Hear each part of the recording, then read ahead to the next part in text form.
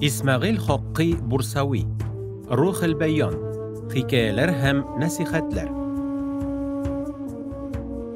İzgi Kur'an'ın bik küp tefsirleri var, ama Ruhul Beyan kibikleri başka mügayin yoktur. Bu, köngülnün en nişke kıllarında tibrete alırlık, bik matur hikayeler hem nasihatler jayılması. Eligi eserinin uzunşeligi, Kur'an ayetlerinin mağnesin, yaki şuşa ayetlerden çıkan neticelerini anlata durgan kıssalar getirilüyor. Bunda iske alıngan vakigalar uylandıra, özümüzün gamellerini elekkigi kişilerden yaşaw rewişi bilen çağıştırırga hem gibretlenirge itere. Anar aşağıda niyet. Bir vakit Nuşirivan Hakim özünün saqçıları bilen avga çıqqan, hem yolda saqçılarından artta kalgan. Yolu ana jilek jimiş bakçasına getirgen.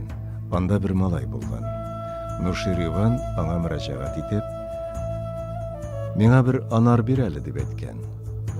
Malay Nuşirivan'a bir anar bergen. Bu jilek jimiş şunday susıl bulgan. Nuşirivan ana aşap, işesi kilo tıyğıсын baskan. Anar ana bik de uşagan, hem ol bakşаны hujasından alu turunda uylap kıygan. Şundan soň malaydan tağın bir anar sıragan. Ämme bu yolu jilek jimiş susıl bulmagan. Ol malayga, "Bu anar birinçisine birde aşamagan" dep etken. Malay, "Belki hükümdar birer yavuz niyet yaki gadilsizlik uylagandır" dep etken. Mana işitip Nuşirivan köngülinden tövbe kılgan. Hem malaydan tağın bir anar sıragan. İşinci anar birinçisine qaraganda da yaxşırak bulgan. Ol malaydan, "Bu soňgy anar birinçisine qaraganda da ballırak. Sebebi nide? Anarlar bir ağaçtan tugilmeni" dep sıragan. Malay, "Mağayın hükümdar tövbe etkendir. Sebebi şul gına" degen.